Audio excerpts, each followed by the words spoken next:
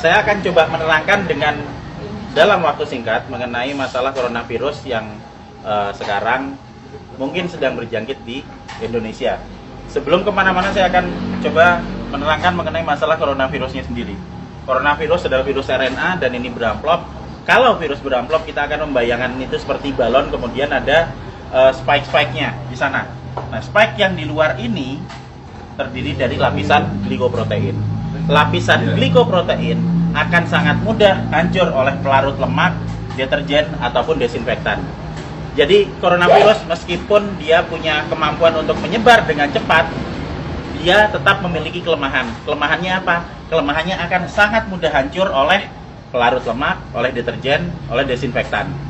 Sehingga jika kita sering cuci tangan, kita sering ngepel lantai dengan desinfektan atau dengan cairan untuk pel, maka virusnya akan hancur dan tidak akan menulari lagi. Nah, kemudian saya akan cerita gimana caranya coronavirus bisa menulari ke manusia. Coronavirus menular ke manusia itu lewat sentuhan dengan material-material yang sudah terjangkit virus pertama, terus kedua pada saat kita berada di keramaian, kemudian ada orang yang mungkin bersin, kemudian kita kena oleh kontak langsung, maka dia akan langsung bisa menulari kita. Tapi sekali lagi kita jangan terburu panik dulu. Kenapa? Karena coronavirus ini tidak seganas seperti yang dibayangkan atau yang ditampilkan oleh media. Kita akan selalu lihat di situ. Sekarang korban coronavirus seluruh dunia ada sekitar di 80.000 sekian penderita. Tapi dari 80.000 itu nanti yang meninggal itu ada sekitar 2.400 yang selalu hanya akan ada di kisaran angka 2-3%. Silakan nanti dilihat di data statistik mengenai seberapa banyak yang orang yang terkena coronavirus dan seberapa banyak yang meninggal. Yang meninggal selalu ada di kisaran antara 2-3%. Berarti sisanya sebanyak 97% itu selamat. Dengan deskripsi lebih detail, yang sakit 53%, sementara sudah ada yang mulai sembuh itu sebanyak 44%. Nanti kita akan cerita kenapa dia bisa sembuh. Jadi begitu coronavirus masuk ke tubuh manusia, maka dia akan menginfeksi sel saluran pernapasan. Hari pertama akan ada bersin-bersin, wajar karena itu sistem imun non spesifik yang bekerja. Hari kedua akan ada pilek. Hari ketiga dan keempat kemudian nanti akan ada demam. Hari kelima demam akan berlanjut, dan jika badan kita fit, maka di hari ketujuh antibodi akan mulai dikeluarkan. Jadi kita akan belajar mengenai sistem imunologi basic di sini. Pada saat terkena pertama kali, maka tubuh perlu waktu 7 hari untuk memasukkan data mengenai virus yang masuk ke sini ke sel memori.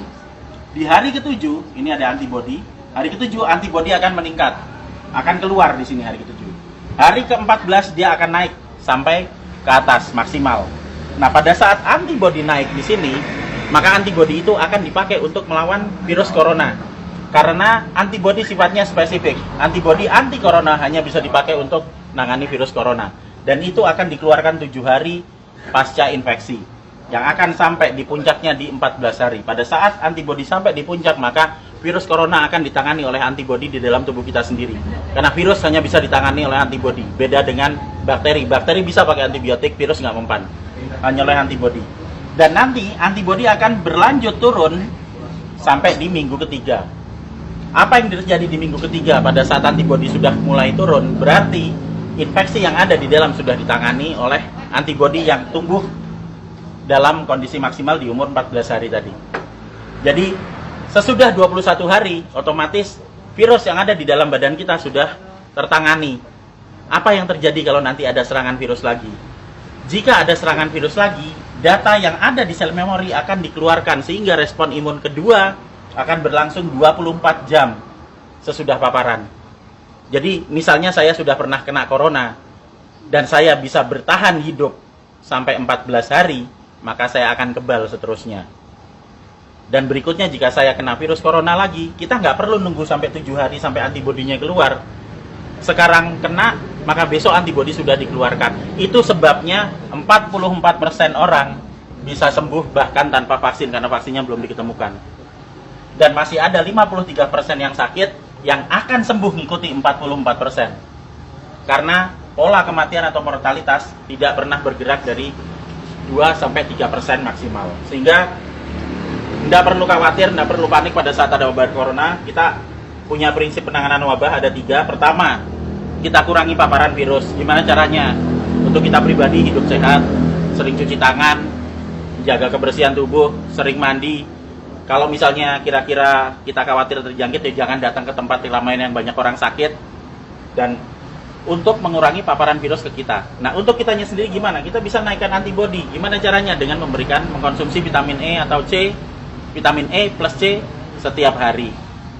Plus madu. Karena madu bisa dipakai untuk energi, sementara vitamin E dan C akan bisa dipakai untuk menaikkan produksi antibodi. Energi dipakai untuk pembentukan antibodi dari kita sendiri. Dan yang terakhir, kalau sakit jangan keluar, di rumah aja. Terus kita beri terapi, kita sembuhkan, makan yang benar, kita melakukan pola hidup sehat, sehingga jika itu nanti sakit atau misalnya katakanlah demam, panas dalam waktu 4-5 hari, itu wajar, nggak usah panik, biasa aja.